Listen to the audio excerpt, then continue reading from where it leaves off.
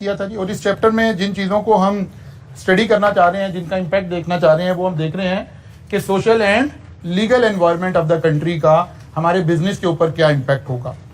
हमने सबसे पहले देखा था, हमने कहा कि जो बिजनेस है वो क्योंकि सोसाइटी के अंदर काम कर रहा है, तो इसका मतलब है सोसाइटी में जो कुछ हो रहा है, जो बिजनेस के नॉर्म्स चल रहे हैं, जो सारा कुछ हो रहा है, उसके साथ अलाइन होना पड़ेगा। यानी सोशल फैक्टर भी हमारे बिजनेस को इम्पैक्ट कर रहे होंगे, इफेक्ट आ रहा होगा, पॉजिटिव और नेगेटिव। पॉजिटिव और नेगेटिव मेरे पास तो नहीं है, आप यार एक मिनट पॉज कीजिएगा फिर। तो हम ये कह रहे हैं कि सोशल फैक्टर जो है वो हमारे बिजनेस को इम्पैक्ट कर रहे होंगे। सोशल फैक्टर कैसे इम्पैक्ट कर रहे होंगे? ये हमारे लाइफस्टाइल को चेंज कर रहे होंगे, और अगर लाइफस्टाइल में कोई चेंज आ रही है तो ऑब्वियसली हमारे बिजनेस भी उससे इफेक्ट हो रहा है। पॉजिटिवली भी इफेक्ट हो सकता है और नेगेटिवली भी इफेक्ट हो सकता है। फिर हमने कहा कोई कल्चरल फैक्टर है, वो भी हमारे बिजनेस को अफेक्ट कर रहे होंगे, पॉजिटिवली भी कर सकते हैं और नेगेटिवली भी कर सकते हैं।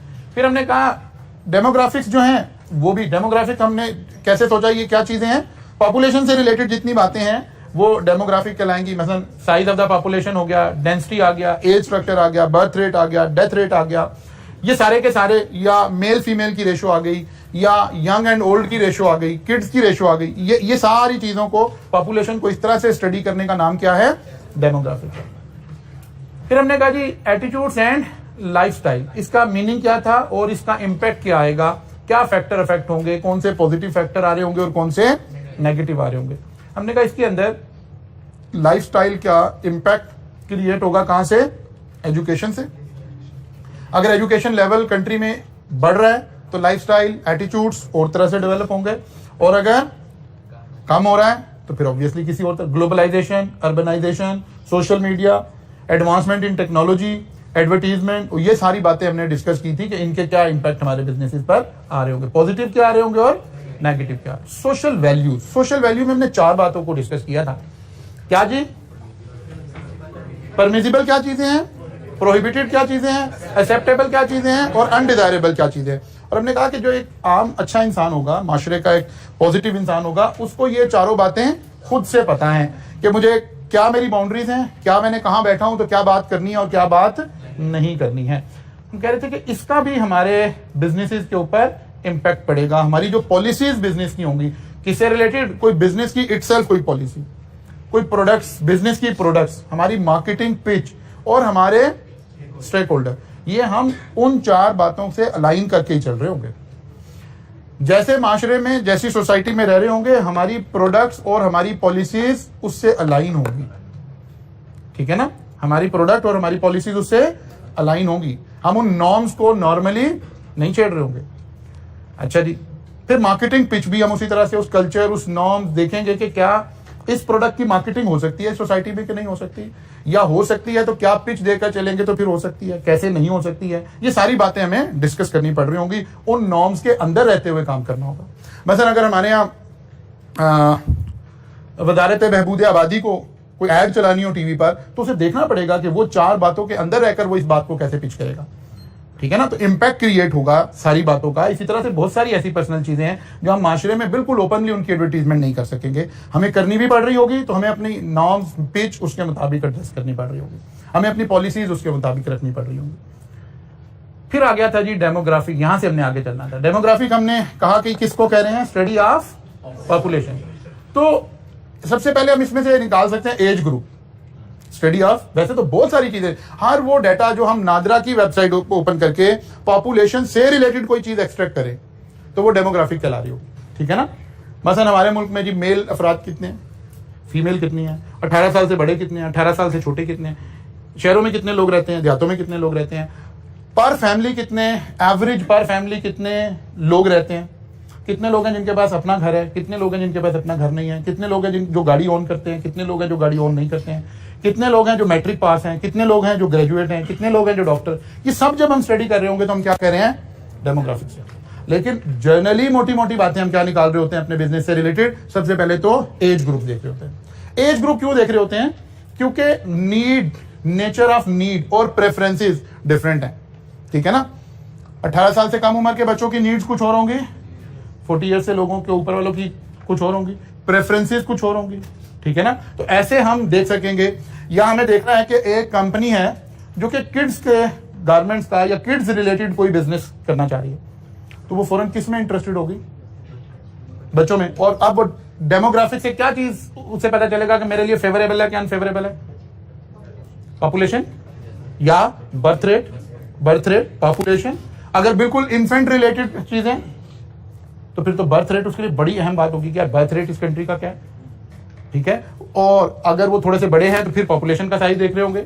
इसका मतलब है ये चीजें हमें गाइड कर रही होंगी कि मेरे बिजनेस पर इसका इंपैक्ट क्या है, पॉजिटिव है या नेगेटिव है, या यहाँ ये फर्टाइल एरिया है बिजनेस करने के लिए या फर्टाइल एरिया नहीं है। फिर हम इसे साथ ही अटैच भी करेंगे, बाकी सारी चीजों से भी अटैच करेंगे कि लोगों का लाइफ स्टाइल क्या है। क्या लोग, मसलन आप बच्चों की किड्स की कोई गारमेंट से रिलेटेड बिजनेस कर रहे हैं तो फिर हम लाइफ स्टाइल भी देखेंगे, क्या लोगों का लाइफ स्टाइल क्या है। क्या लोग बिल्कुल 2 माह का 3 माह का 6 माह के बच्चे को भी ड्रेसअप करके रखना चाह रहे हैं, क्या वहां भी उसे फैशन कॉन्शियस दिखा रहे हैं, सारी चीजें दिखा रहे हैं। अब बिजनेस के लिए पॉजिटिविटी कुछ और है। और अगर हम कहने यार बच्चा या इसका क्या है कल्चर लाइफस्टाइल, तो डिपेंड करेगा कि क्या लाइफस्टाइल है क्या कल्चर है। शहरों में कल्चर कुछ और होगा, देहातों में कुछ और होगा, और सिंध में कुछ और होगा, पंजाब में कुछ और होगा। ये सारी चीजें इंपैक्ट कर रही होंगी आपके बिजनेस को। फिर आ गया जी जेंडर। डेमोग्राफिक्स के अंदर जेंडर से हम बहुत सारे एनालिसिस कर सकते हैं विद रिस्पेक्ट टू बिजनेस, क्योंकि बहुत सारी बिजनेस की प्रोडक्ट्स ऐसी हैं जहां जो मेन कस्टमर है वो कोई एक स्पेसिफिक जेंडर है। जनरली दोनों लोग हैं कस्टमर, लेकिन डोमिनेट कोई एक जेंडर कर रहा है। तो फिर हमें देखना पड़ेगा हमने एडवर्टीजमेंट करते हुए जो डोमिनेट जेंडर कर रहा है उसको टारगेट करने की कोशिश करनी है। हमने अपनी मार्केटिंग पिच ऐसे रखनी है जो उस जेंडर को समझ आती हो। मसलन product development, marketing strategy, hiring policies and selection of business location are significantly impacted by the gender. मसलन आप कोई ऐसी प्रोडक्ट लॉन्च कर रहे हैं जहां आपको पता है कि जो डोमिनेट जेंडर करेगा वो फीमेल्स होंगी, तो फिर ये प्रोडक्ट्स कहीं शहर में मेन जगहों पर मेन मॉल्स के अंदर मिलनी चाहिए, ठीक है ना। मतलब लिबर्टी में मिलनी चाहिए, MM आलम रोड पे मिलनी चाहिए, डिफेंस में मिलनी चाहिए, यहाँ कहीं मिलनी चाहिए। ये अवेलेबिलिटी इनकी प्रोडक्ट की यहाँ होनी चाहिए। इनकी एडवर्टीजमेंट भी कहीं इसी एरिया में होनी चाहिए। फिर आपको देखना पड़ेगा ये प्रोडक्ट आपका सिंबल क्या है, स्टेटस सिंबल है या नेसेसिटीज ऑफ लाइफ का सिंबल है। अगर स्टेटस सिंबल है तो फिर इसकी मार्केटिंग स्ट्रेटजीज भी ऐसी होनी चाहिए जो इसके स्टेटस को, इसके इमेज को इंक्रीज कर रही हो। ये ना आपने रक्षों के पीछे वो लगाई हुई हो, स्किन लगाई हुई हो, और आप कह रहे हैं जी जनाब हमने तो बड़ी हाई फाई और एक ऐसी जनाब स्टेटस कॉन्शियस हम प्रोडक्ट लॉन्च करें। नहीं, ये यहाँ नहीं हो सकते। ऐसी प्रोडक्ट लॉन्च हो रही होगी जो आपने स्टेटस सिंबल बनाना है, तो आपको इवन जो अभी बातें कहते हुए अच्छी नहीं लग रही होंगी, लेकिन बिजनेस में हम इन सारी बातों को कंसिडर कर रहे होंगे कि जो लो इनकम एरिया है, अब उस एरिया में इसकी होर्डिंग भी नहीं लगाएंगे। मतलब अगर हम लाहौर में बात करें तो ये जो बंद साइड के एरियाज हैं और ये जो एरियाज हैं, हम वहां इसकी होर्डिंग नहीं लगाएंगे। हम डिफेंस में इसकी होर्डिंग लगाएंगे, हम इसकी MM आलम रोड पे होर्डिंग लगाएंगे। हम अपने ब्रांड को हम ही ने उसका इंप्रेशन क्रिएट करना है। तो ये आपको देखना पड़ेगा कि आपकी प्रोडक्ट क्या है, आप कहाँ जाना चाहते हो। और अगर आपको ये शो करना चाहते हो कि बहुत चीप प्रोडक्ट है, बड़ा इफेक्टिवली बड़ी लो कॉस्ट पर अवेलेबल है, फिर आप दूसरे मीडियम भी यूज कर सकते हैं। लेकिन अगर किसी ज्वेलर को अपनी डायमंड की ज्वेलरी की एड चलानी है और उसने कहना है कि रमजान में मैंने थोड़ी सी इसके ऊपर को डिस्काउंट लगाया हुआ है, तो वो रक्षे के पीछे तो डायमंड ज्वेलरी की एड लगी हुई नहीं होनी चाहिए, ठीक है ना। या किसी बस स्टॉप पे, किसी लारी अड्डे पे तो नहीं ऐड लगी होनी चाहिए। हमें देखना पड़ेगा, इसीलिए लिखा हुआ है प्रोडक्ट की development, marketing strategies, hiring policies, ये सारी बातें हमें देखनी पड़ेंगी। अभी करने लगे, जेंडर से भी नहीं करने लगे, अभी तो हम ऊपर से बात कर रहे हैं। फिर जेंडर पे आइए जी। अब हमें देखना है हमारी प्रोडक्ट का मेन जेंडर कस्टमर कौन सा है। मसलन गाड़ियों का कस्टमर कौन है, मेल ज्यादा कि फीमेल ज्यादा? कस्टमर दोनों है, लेकिन डोमिनेट कौन कर रहा है? मेल। तो गाड़ी की एड में हमने इस तरह की एड बनानी है जो मेल को एक्सेप्टेबल हो। वो फीचर उसके हाईलाइट करने हैं जो मेल लाइक कर रहा है, उसमें से वो बातें बताने की कोशिश करनी है जो मेल को कस्टमर बनाने में काम आए। भले फीमेल भी गाड़ी यूज कर रही है, लेकिन हमें देखना है कि हमारा मेन जेंडर कौन सा है, ठीक है। तो जेंडर डोमिनेट करेगा। अच्छा जी, कोई यंगस्टर है तो फिर हमें यंगस्टर्स के लिए उसको देखना पड़ेगा। फिर कोई एग्जेक्टिव हैं तो फिर हमें उस तरह से देखना पड़ेगा। तो हमें ये सारी policies, gender wise loyalty pattern that can be very different. Gender wise loyalty कि मेल इसमें ज्यादा लॉयल है, फीमेल लॉयल है, बच्चे लॉयल हैं। जेंडर वाइज स्पेंडिंग पैटर्न, मैं कल बात कर रहा था जब मैंने जे डॉट की बात की कि स्पेंडिंग पैटर्न मेल का और है, फीमेल का और है। अच्छा, कुछ चीजों के लिए फीमेल का और है, मेल डिफरेंट है उसके अंदर। मतलब हमें गाड़ी रखना, गाड़ी को अच्छा रखना, मोबाइल को अच्छा रखना, ये प्रेफरेंस हो सकती है मेल की, क्योंकि अगर घड़ी या तो पहन नहीं रहा होगा घड़ी, जैसे मैंने नहीं पहनी हुई है, लेकिन अगर पहनूंगा तो फिर मैं चाहूंगा कि कोई अच्छी घड़ी पहनूं, क्योंकि टाइम देखने के लिए घड़ी अब पहनने का रिवाज खत्म हो गया। तो देखना पड़ेगा कि स्पेंडिंग पैटर्न क्या है, किस एज के लोगों का क्या स्पेंडिंग पैटर्न है। मोबाइल रखना होगा तो आप कहेंगे नहीं यार मैं ये मोबाइल रखूंगा, नहीं तो ठीक है बस कोई मोबाइल है तो कोई बात नहीं है। गाड़ी है तो आपका स्पेंडिंग पैटर्न और होगा। हो सकता है, वैसे तो अब तो ये बड़ा कल्चर जब से ये सोशल मीडिया और ये सारा कुछ आ गया, वहां भी बड़ी मेजर चेंज आ गई, लेकिन अभी भी मेरी वाइफ इस पे तैयार है कि अगर उसके पास आईफोन नहीं है तो उसे कोई एतराज नहीं है, लेकिन कई सारी चीजों पर अगर उसको मतलब उसके म्यार की चीज नहीं है तो उसे बड़ा एतराज होगा। स्पेंडिंग पैटर्न, प्रेफरेंस फोन नहीं है फीमेल की उस तरह से, ठीक है। तो ये चीजें भी हमें देखनी पड़ेंगी कि बिजनेस में हमारा स्पेंडिंग पैटर्न क्या है। मेल्स का अलग है, फीमेल्स का अलग है, एग्जेक्टिव्स का अलग है, स्टूडेंट लाइफ का अलग है। तो फिर हमें देखना है हमारा बिजनेस किससे रिलेटेड है ताकि हम उसको देख सकें। ये सारी बातें भी डेमोग्राफिक के अंदर हम देख रहे होंगे जी। लॉयल्टी पैटर्न का भी यही मतलब है कि मसलन मेल्स का लॉयल्टी पैटर्न कुछ चीजों में डिफरेंट होगा। लॉयल्टी पैटर्न का मतलब क्या है? लॉयल्टी पैटर्न का मतलब है कि आप एक ब्रांड के साथ अटैच हैं, फिर आप उसी ब्रांड की प्रोडक्ट परचेज कर रहे हैं, ठीक है ना। आप कोई एग्जांपल लें जी, iPhone is a very good example कि अगर एक बंदा आईफोन परचेज कर रहा है तो वो फिर आईफोन ही परचेज कर रहा होगा, और जब वो उस ब्रांड के साथ अटैच हो जाएगा फिर वो ये नहीं कंपेयर कर रहा होगा कि सैमसंग कितने का आ रहा है और आईफोन कितने का आ रहा है। उसने लेना आईफोन है, वो आईफोन ही ले रहा होगा। ये ब्रांड लॉयल्टी का मतलब आ गया। अच्छा जी, और ये क्या लिखा हुआ है जी, एथनिसिटी का क्या मतलब होता है? जात पात, लैंग्वेज, बिरादरी, हसब, नसब, ये वाली सारी बातें। अब आपको पता है कि कुछ कैरेक्टरिस्टिक्स इसके साथ भी अटैच हैं। मतलब हम कहते हैं जी उर्दू स्पीकिंग लोग ऐसे हैं, ठीक है। हमारे वज़ीर आज़म साहब कहते थे कि बड़े नफीस लोग हैं, जब पार्टी में शामिल हुए MQM तो कहते थे सबसे नफीस लोग ही हैं। तो उर्दू बोलने वाले लोग नफीस हैं, पंजाबी बोलने वाले लोग शायद नफीस नहीं कहला रहे हैं, ठीक है ना। इसका मतलब है ये चीजें भी कहीं मैटर कर रही हैं हमारे बिजनेस पे कि जो पंजाबी स्पीकिंग है उनका कोई एक कल्चर होगा, जो उर्दू स्पीकिंग है उनका कोई एक कल्चर होगा, किसी एक बिरादरी का कोई, जैसे वैसे मशहूर मतलब जी अगर हमने एक बिजनेस करना है और वो बिजनेस हमने शेख बिरादरी से करना है तो आप खुद ही सोच लें कि क्या होगा, ठीक है ना। तो ऐसे मुराद है लैंग्वेज, वैल्यूज, रिलीजन, ओरिजिन और हसब नसब, ये सारी बातें अफेक्ट कर रही है, ठीक है। इन सारी बातों को हम कंसिडर कर रहे होंगे बिजनेस के अंदर कि क्या इंपैक्ट क्रिएट होगा मेरे बिजनेस के ऊपर। मैं पंजाब में बिजनेस कर रहा हूं तो इस बिजनेस के नॉर्म्स क्या होंगे, सिंध में कर रहा हूं तो क्या होंगे, KPK में कर रहा हूं तो क्या होंगे, या किसी दुनिया के और रीजन में कर रहा हूं तो वहां क्या अरब का कल्चर कोई अपना होगा, कोई अपना स्टाइल होगा, कोई अपना तरीका होगा देखने का। इसका मतलब है इन जब हम पॉपुलेशन को देख रहे होंगे तो पॉपुलेशन की एज ग्रुप को भी देख रहे होंगे, अगर हमारे बिजनेस का इंपैक्ट कहीं एज ग्रुप के साथ है तो जेंडर को देख रहे होंगे, अगर हमारा कोई जेंडर रिलेटेड उसमें है, फिर जात, बिरादरी, हसब, नसब, ये सारी चीजें भी देख रहे होंगे। किसी भी चीज से रिलेटेड हो सकता है। मसलन हमारे यहाँ हम कहते हैं जी लाहौर में जी खाने का ज्यादा रिवाज है जी, या गुजरांवाला में जी खाने का ज्यादा रिवाज है जी, ठीक है। इसका मतलब है ये हम कहां से देख रहे हैं, या फिर हम कहते हैं जी मुसलमानों में ये रिवाज है, रिलीजन की बुनियाद पर आ गया। या जी उर्दू स्पीकिंग, मसलन आप बिरयानी देखें लाहौर में भी बिक्री होगी तो क्या लिखा होगा, कराची बिरयानी। इसका मतलब है कहीं लैंग्वेज से ताल्लुक था इसका, किसी वो रीजन से ताल्लुक था कि लाहौर में भी प्रोडक्ट पहुंची तो पहुंची कराची बिरयानी के नाम से। तो इसका मतलब है ये चीजें भी कहीं ना कहीं इंपैक्ट कर रही हैं, हमारे किसी ना किसी पैटर्न को शो कर रही है। अच्छा जी, वेल्थ डिस्ट्रीब्यूशन, दौलत की तकसीम। हम आमतौर पर दौलत की तकसीम को कहां से कैलकुलेट करते हैं, पर कैपिटा से। लेकिन आपको ध्यान में हमेशा ये बात जरूर होनी चाहिए कि ये जितनी भी हम चीजों को स्टडी कर रहे होते हैं, नॉर्मली आपको स्टेटिस्टिक्स पढ़ाई गई थी QM के अंदर, मीन, मीडियन, मॉड और इस तरह की चीजें जब आप कैलकुलेट कर रहे थे तो हमें लग रहा था यार वैसे बाय द वे हम क्यों कैलकुलेट कर रहे हैं, हम अकाउंटेंट का, हम चार्टर्ड अकाउंटेंट का इससे क्या ताल्लुक है। अगर ये वाला सब्जेक्ट निकाल देना आपकी स्टडी में से, जो भी MFA की शक्ल में यहाँ आ गया, फिर फाइनल में आएगा BFD की शक्ल में, अगर ये 2 सब्जेक्ट आपके उसमें से निकाल देना तो आप बाकी सिर्फ एक सादा अकाउंटेंट बच जाते हैं, जिसको उर्दू में मुंशी कहते हैं, ठीक है ना। फिर आप मुंशी बच जाते हैं। डिसीजन मेकिंग, बिजनेस ड्राइवर्स या स्ट्रेटेजिक लेवल पर बैठकर डिसीजन मेकिंग करना, ये आपको सिर्फ ये 2 सब्जेक्ट सिखाए हैं।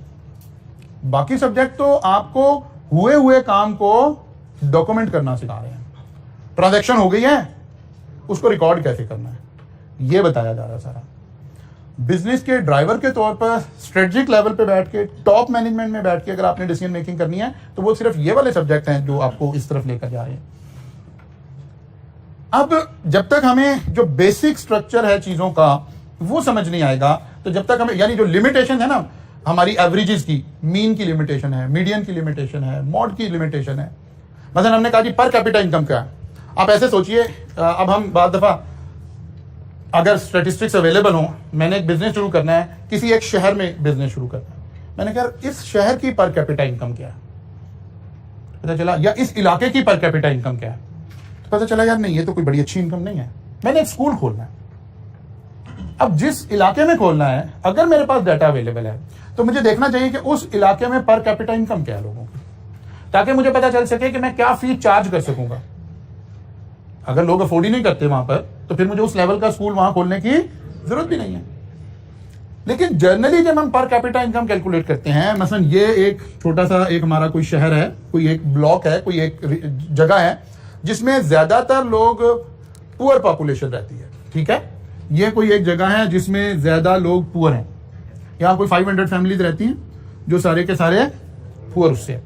जब मैं इसकी पर कैपिटा इनकम देखता हूं तो मेरे पास एक आंसर आता है। लेकिन इस जगह के यहां पर एक जगह लेकर एक बड़ा सारा 50 कनाल का एक घर बन गया और पता चला जी मलिक रियाज साहब यहां रहना शुरू हो गए। अब जब मैंने इस इलाके की पर कैपिटा इनकम देखी, बड़ा जबरदस्त है, यहाँ तो बीकन हाउस खोलना चाहिए। बात समझ आ रही? हमें देखना है हमारा डाटा रिलायबल कितना है। एक शख्स के एंटर होने से इन 500 लोगों की पर कैपिटा इनकम चेंज हो गई है। क्या ये सही शो कर रहा है? नहीं शो कर रहा है। हमें अपने डाटा को ऐसे भी देखना पड़ रहा होता है कि कहीं डाटा किसी ट्रांजैक्शन से ओवर तो नहीं हुआ। बात समझ आ रही है? तो इसके लिए फिर हम डाटा का एनालिसिस सीख रहे होते हैं, देख रहे होते हैं कि जो इस तरह की बातें उसको हम कैसे निकाल सकते हैं। अब सवाल में, अगरचे अभी आप लकी हैं कि आप शुरू में पेपर दे रहे हैं, लेकिन जाहिर है ये पेपर ग्रेजुअली हर अटेम्प्ट में मुश्किल होता जाएगा और फिर एक लेवल पे जाके अपने ठीक लेवल पर पहुंचेगा। मसलन जो अभी आखिरी अटेम्प्ट में पेपर आया वो इंतहाई बिलो स्टैंडर्ड पेपर आया, बिल्कुल आसान पेपर आया, बिकॉज नया पेपर है। एग्जामिनर भी अभी जरा सोच रहा है कि यार अभी टीचर्स ने भी उतने नोट्स नहीं बनाए होंगे, फलां नहीं हुआ होगा। फिर पहली दफा आसान सवाल पूछा, फिर एग्जामिनर कभी भी वैसा बिल्कुल वैसा सवाल दूसरी दफा नहीं पूछना चाहता, उसमें थोड़ी वैल्यू ऐड करता है, थोड़ी फिर अपग्रेड होना शुरू होता है। तो हमें देखना पड़ेगा कि क्या पर कैपिटा इनकम जिसका हम जिक्र कर रहे हैं, डिस्ट्रीब्यूशन ऑफ वेल्थ हमने कैलकुलेट कैसे करनी है, क्या वो ठीक रिलायबल कैलकुलेट है? पॉपुलेशन साइज छोटा सा तो नहीं है। अगर छोटा सा पॉपुलेशन साइज है तो फिर हमें देखना चाहिए तो 2, 4, 5, 10 लोगों की वजह से सारा डाटा खराब हो गया होगा। लेकिन अगर हम 22 करोड़ अवाम का डाटा है तो फिर 2, 4, 5, 10 लोगों के आने जाने से कोई खास फर्क नहीं पड़ रहा होगा, ठीक है ना। मसलन पाकिस्तान की वैसे पर कैपिटा इनकम है कितनी? कोई कितनी? हाँ 1666 पर कैपिटा इनकम 1666 नहीं, मेरा ख्याल 1200 कुछ डॉलर है शायद, हो सकता है कोई नई फिगर आप नई कोट कर रहे हो, मेरे ध्यान में कोई पुरानी फिगर आ रही है, लेकिन मेरे ध्यान में कोई 1200 डॉलर के आसपास है सालाना, ये हम पर ईयर कैलकुलेट करते हैं। अच्छा जी, मीनिंग आ गया। मीनिंग क्या आ गया? वेल्थ डिस्ट्रीब्यूशन से क्या मुराद है? Population can be divided into 4 income group, high income group, upper middle, lower middle, और फिर चौथा कौन सा आ गया? लो। ये लो वालों को तो हम क्या कहते हैं normally, generally below poverty line, ठीक है ना। ये जो पॉवर्टी लाइन से नीचे जो जिंदगी गुजार रहे हैं, मसलन हमने एक पॉवर्टी लाइन डिफाइन की थी, फर्ज किया कि वो तमाम लोग जो $200 से कम पैसे कमा रहे हैं सालाना, वो सारे के सारे बिलो पॉवर्टी लाइन है। मीन उनकी नेसेसिटीज ऑफ लाइफ भी पूरी नहीं हो रही है। इनके लिए जब कोई गवर्नमेंट सोच रही हो, जब कोई बिजनेस सोच रहा हो, जब कोई कुछ और सोच रहा हो, तो और तरह की सोच होगी। मसलन जैसे हमें ये लंगर खानों का कॉन्सेप्ट नजर आ रहा है, बैरिया के दस्तरखान नजर आ रहे हैं, दाता दरबार पे चैरिटीज नजर आ रही हैं, ये सब लोग किनको टारगेट करिए? इन लोगों को टारगेट करिए जो पॉवर्टी लाइन से बिलो है। अब फर्ज करें एक बंदे का बिजनेस ये है, वो इन चैरिटी करने वाले लोगों को देके पका के देता है, तो वो तो ये स्टडी करेगा कि यार गरीब हैं कितने, उसके लिए तो ये पॉजिटिव बात है कि बिलो पॉवर्टी लाइन कितने लोग हैं जिनको लोग फिर चैरिटी में खाना देंगे और मेरी देंगे भी कहेंगे। ऐसे हमने स्पेसिफिक बात करनी है, रटा नहीं लगाना यहाँ पर। ये दिमाग से सोचने वाला सब्जेक्ट है, ब्रेन ओपन करने वाला सब्जेक्ट है, ये कोई चीजें याद करने वाला फिलहाल सब्जेक्ट नहीं है। पर्टिकुलरली वो सारा पोर्शन जो मेरी जिम्मेदारी में है, अदनान साहब वाला पोर्शन वो फिर भी मैथमेटिकल चल रहा है और वो उसका पैटर्न कुछ हो रहा है, ठीक है ना। उसके क्वेश्चन आप साथ साथ करना शुरू हो गए होंगे। यहाँ हम आज 3rd वीक कंप्लीट कर रहे हैं, अगले वीक में मंडे को आएंगे तो हम क्वेश्चन आगाज करेंगे, यानी 9 लेक्चर हमारे हो जाएंगे, फिर हम इस काबिल होंगे कि हम किसी क्वेश्चन को हाथ लगा सकें। लेकिन अदनान साहब हो सकता है पहले ही उन्होंने कॉस्ट ऑफ कैपिटल का थोड़ा सा बताकर और उसका एक न्यूमेरिक सॉल्व कर दिया होगा, यार इसको सॉल्व कर लेते हैं। फिर वहां दिमाग उतना ज्यादा नहीं चाहिए। मैं ये नहीं कह रहा चाहिए नहीं है, पता लगे आप कल से कहें सर हम तो क्लास में लेके नहीं आ रहे थे, घर ही रखे थे, ये जरूरत तो है नहीं, जैसे कैलकुलेटर नहीं लाते आप लोग, ठीक है ना। तो नहीं जरूरत है, लेकिन उतनी जरूरत नहीं है। कुछ ना कुछ रूल्स हैं, ये मोटे मोटे उसूल हैं, यहाँ कोई उसूल नहीं है। यहाँ देखना सिनेरियो क्या है। अगर इस देगे पकाने वाले का जिक्र हो रहा है तो इसके लिए बड़ी अच्छी बात है कि भाई बिलो पॉवर्टी लाइन कितनी पॉपुलेशन है, लो इनकम ग्रुप कितना है, ये इससे खुश हो रहा है। लेकिन जो आईफोन सेल कर रहा है वो कह रहा है भाई ये कहां फंस गया हूं। देखना पड़ेगा किस बिजनेस का जिक्र हो रहा है। तो हम अपनी पॉपुलेशन को जब वेल्थ डिस्ट्रीब्यूशन के हिसाब से इन 4 ग्रुप में कन्वर्ट कर लेते हैं।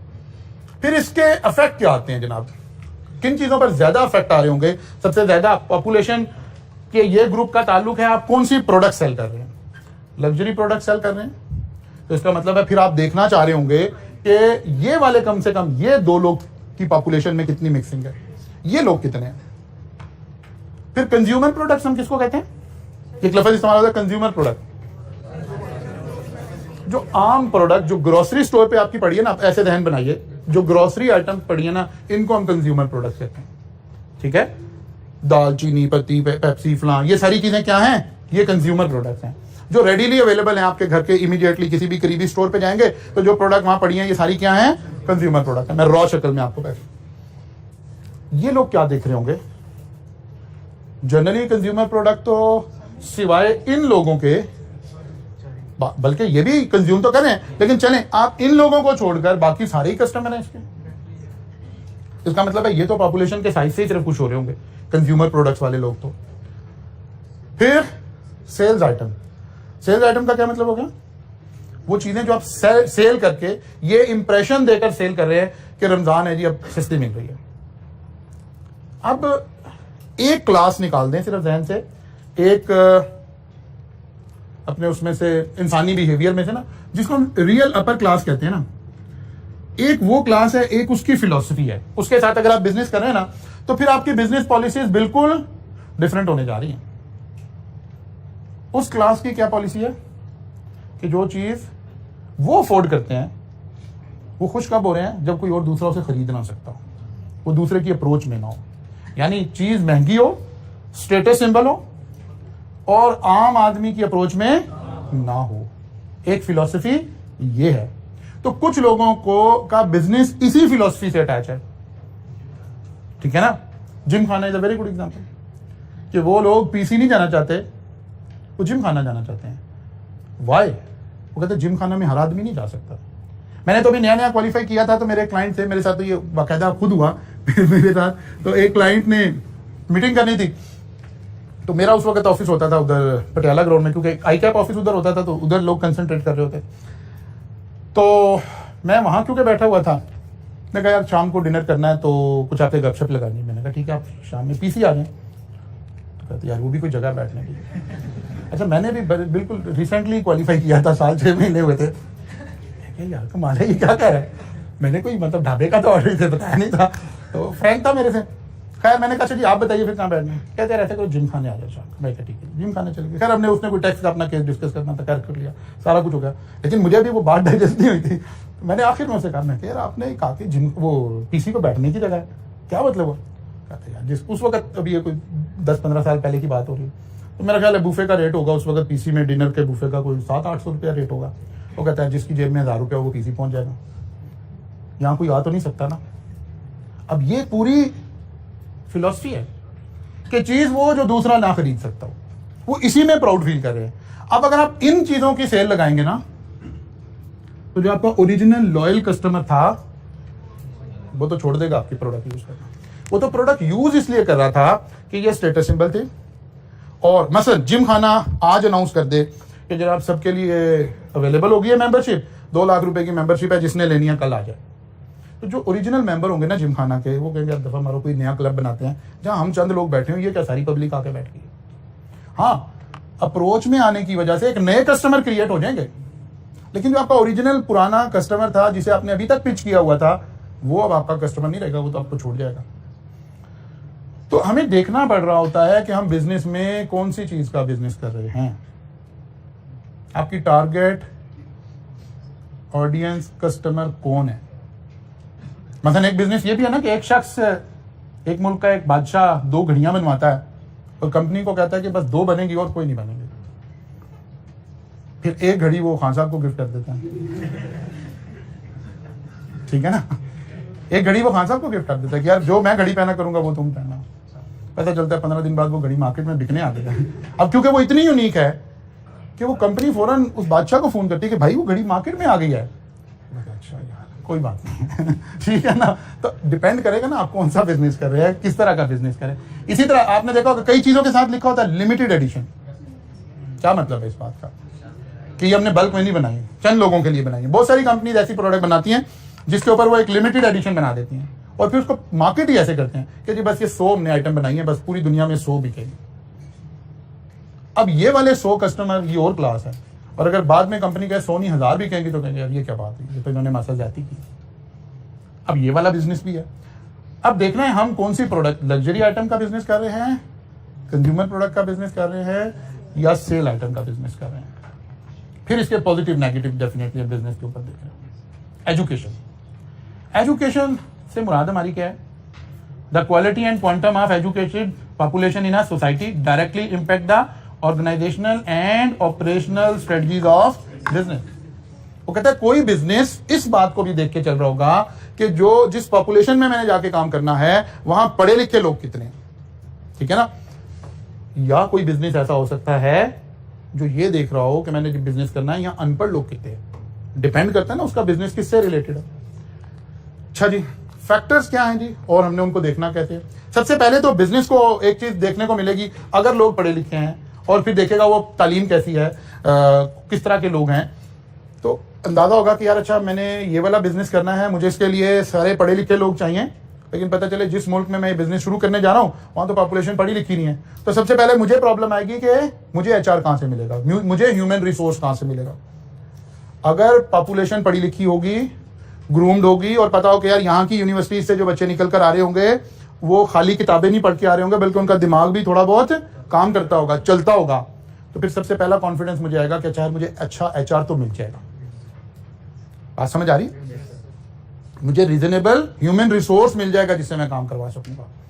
तो सबसे पहले तो मुझे खुद अपने लिए देखना पड़ेगा कि मेरे बिजनेस में मुझे लोग मिल जाएंगे कि नहीं मिल जाएंगे। पहला इंपैक्ट तो ये आएगा। Good supply of educated and skilled workforce help the companies to acquire talent at competitive price. और अगर नहीं मिल रहे होंगे ज्यादा, मतलब पाकिस्तान में किसी ने बिजनेस करना है और उसने एक ऐसी कंपनी ओपन करनी है जहां पर उसे 200 लोगों की 200 चार्टर्ड अकाउंटेंट की जरूरत है, तो वो सोचेगा कि नहीं यार ये तो 200 चार्टर्ड अकाउंटेंट तो यहाँ एकदम से नहीं मुझे मिलेगी, क्योंकि चार्टर्ड अकाउंटेंट इतनी ज्यादा सप्लाई में नहीं है। तो जब मैं 200 लोग एकदम से एक्वायर करूंगा तो कॉस्ट भी ऊपर चली जाएगी। आप समझ आ रही? लेकिन वो बंदा कहता है कि नहीं यार मैं पाकिस्तान में नहीं इंडिया में कारोबार करने लगा हूँ, इंडिया में चार्टर्ड अकाउंटेंट बिल्कुल सरेआम मिल रहा है, कोई प्रॉब्लम नहीं है, ठीक है ना, तो वो वहां मिल जाएगा। अच्छा वो कहता है नहीं यार मुझे चार्टर्ड अकाउंटेंट नहीं, मुझे ACCA लोग चाहिए, वो कहेगा 200 क्या 2000 मिल जाएंगे, कोई प्रॉब्लम नहीं है। बात समझ आ रही है? ये MBA चाहिए। तो देखना है कि मुझे कौन से बिजनेस में लोग चाहिए। अगर रेडिली अवेलेबल हैं तो फिर मुझे अच्छी प्राइस पर, लो प्राइस पर ये ह्यूमन रिसोर्स मिल जाएगा। लेकिन अगर ये रिसोर्स उस कंट्री के अंदर इतना ज्यादा अवेलेबल नहीं है तो फिर कॉस्ट भी थोड़ी ज्यादा होगी, ढूंढना भी मुश्किल होगा। फिर वो वही बात कह रहे हैं पुराने वाली, advertising and communication according to the literacy. अब मुल्क में तालीम का म्यार कैसे है, उसके मुताबिक मैं एडवर्टीजमेंट करनी शुरू करूंगा अपनी प्रोडक्ट्स की, अपने बिजनेस की, ठीक है। क्योंकि जैसा लिटरेसी रेट होगा वैसा ही मैं कल्चर, वैसी ही एड, वैसा ही सारा कुछ लेकर चल रहा हूँ। Education also impact the lifestyle and preferences of the society. Preferences of the society का क्या मतलब है? बहुत लोग पढ़े लिखे हैं, उनकी तरजीहात में क्या होगा, अपने बच्चों को पढ़ाना, इसका मतलब है इस मुल्क में अगर एजुकेशन से रिलेटेड काम किया जाए तो ये उनकी ज्यादा तरजीहात में से बात होगी। खुद पढ़े लिखे लोग होंगे, अपने बच्चों को भी पढ़ाने की कोशिश कर रहे होंगे। लेकिन अगर कोई ऐसे इलाके में आप बिजनेस कर रहे हैं जहां लोग पढ़े लिखे नहीं है और ये शऊर भी अभी नहीं है कि सबको पढ़ना चाहिए, पढ़कर आप आगे आएंगे, तो फिर वहां जाकर आप एजुकेशन का बिजनेस शुरू कर रहे होंगे, तो ये उसके लिए कोई बड़ी पॉजिटिव बात नहीं हो रही होगी। अच्छा जी, लॉ एंड ऑर्डर, वो कह रहा है कि लॉ एंड ऑर्डर भी इंपैक्ट करेगा। लॉ एंड ऑर्डर का क्या मतलब है? Law and order situation in या तो स्पेसिफिक वेसिनिटी यानी उस इलाके की बात हो रही होगी, यानी समटाइम हम माइक्रो इंपैक्ट देख रहे होंगे, या सिटी की जिक्र हो रहा होगा, या पूरी कंट्री का जिक्र हो रहा होगा। ठीक है ना? मसलन law and order situation in DHA, अब हम किसका जिक्र कर रहे हैं? स्पेसिफिक वेसिनिटी का जिक्र हो रहा है। Law and order in Lahore, law and order in Pakistan, ये इनमें फर्क है ना तीनों में, तो ये बात हो रही है। मसलन आपने एक ज्वेलरी की शॉप ओपन करनी है और अब जाहिर है आपके पास वैल्यूएबल चीजें होंगी, आप सबसे पहले देखोगे कंट्री को छोड़े, पाकिस्तान में लॉ एंड ऑर्डर क्या है इसको छोड़े, लाहौर में क्या है इसको छोड़े, आप देखेंगे जहां मैंने दुकान खोलनी है वहां लॉ एंड ऑर्डर क्या है। बाद दफा एक ही सोसाइटी के डिफरेंट ब्लॉक्स में लॉ एंड ऑर्डर सिचुएशन फर्क हो जाती है। सोसाइटी का ऐसा ब्लॉक जो कि बाउंड्री के साथ रह रहा है और बाउंड्री से पीछे कोई एक ऐसी आबादी है, कोई ऐसा इलाका है कि जो लोग यहां से चोरियां करके फौरन इधर जाते हैं और छुप जाते हैं, तो इधर जो इमीडिएट 2-4 गलियां हैं इनमें लॉ एंड ऑर्डर की सिचुएशन कुछ और है और बाकी सोसाइटी में लॉ एंड ऑर्डर की सिचुएशन कुछ और है। तो लॉ एंड ऑर्डर बाद दफा हम स्पेसिफिक वेसिनिटी में देख रहे होते हैं, बाद दफा सिटी में देख रहे होते हैं और बाद दफा पूरी कंट्री में देख रहे होते हैं। लॉ एंड ऑर्डर से हमारे क्या चीजें अफेक्ट होंगी? वो कहते हैं नंबर 1 स्टाफ एंड कस्टमर। मतलब अगर लॉ एंड ऑर्डर अच्छा नहीं है तो क्या होगा? लोग आपको एज ए स्टाफ ज्वाइन करते हुए कहेंगे भाई ये रात को यहाँ से 11 बजे फारिग करते हैं, यहाँ कोई हाल है 11 बजे यहाँ से घर जाने का, इस पे फर्क आएगा। आप अपनी शॉप को बड़ी लेट नाइट तक नहीं ओपन कर सकते क्योंकि कस्टमर आता हुआ डरेगा अगर आपके इलाके का लॉ एंड ऑर्डर अच्छा नहीं है तो फौरन से इस पे इम्पैक्ट आएगा आपकी। फिर लॉ एंड ऑर्डर अच्छा नहीं है तो आपका ज्यादा ध्यान जाएगा किसकी तरफ? इंश्योरेंस की तरफ, सिक्योरिटी कॉस्ट की तरफ। आपको गार्ड्स रखने पड़ रहे हैं, आपको कोई और काम करना पड़ रहा है, इससे आपकी cost of doing business increase हो रही है। या तो आप इंश्योरेंस करवा रहे हैं, साथ कोई गार्ड भी रख रहे हैं, साथ कोई और सिक्योरिटी का इंतजाम भी कर रहे हैं, इससे ऑब्वियसली आपकी कॉस्ट ऑफ बिजनेस इंक्रीज हो रही है। सिक्योरिटी अगेंस्ट थेफ्ट, चोरी के लिए कोई सिक्योरिटी आपको करनी पड़े, कोई सिक्योरिटी कैमरास लगाने पड़ रहे हैं, कोई और ऐसा सिस्टम करना पड़ रहा है, या और नहीं कुछ तो इंश्योरेंस करवानी पड़ रही है। ये सारा इफेक्टिव सिक्योरिटी सिस्टम आपको हायर करना पड़ेगा, एक्वायर करना पड़ेगा, इंस्टॉल करना पड़ेगा। इस तरह के एरियाज के अंदर फॉरेन इन्वेस्टमेंट आने का तो सवाल ही पैदा नहीं होता। अगर आपकी लॉ एंड ऑर्डर सही नहीं है, सिक्योरिटी के हालात ठीक नहीं है, तो फिर जाहिर है ये सारी बातें भी इंपैक्ट कर रही होंगी। अच्छा जी, क्या इंपैक्ट आएगा बिजनेस के ऊपर, पॉजिटिव या negative? Loss of staff and customer, जैसे पहले हमने कहा था जी पहले वाले के अंदर कि अगर सिक्योरिटी के हालात अच्छे नहीं है तो स्टाफ की लॉस होने का भी खतरा है। लोग कहेंगे यार नहीं भाई यहाँ तो मैं नहीं आ रहा। मतलब आपको एक बड़ी अच्छी जॉब मिल रही हो और अब हम कंट्री लेवल पर बात करते हैं, पता चला जी अफगानिस्तान में बड़ी अच्छी आपको एक ऑडिट की जॉब मिल रही है। आप कहेंगे कि नहीं यार मैं यहीं ठीक हूँ, बंदा दाल रोटी खा ले ठीक है ना। तो लॉ एंड ऑर्डर फौरन अफेक्ट कर रहा है ना। अच्छा जी, इसी तरह कस्टमर की भी बात हो रही है। फिर इंश्योरेंस कॉस्ट इंक्रीज हो रही है।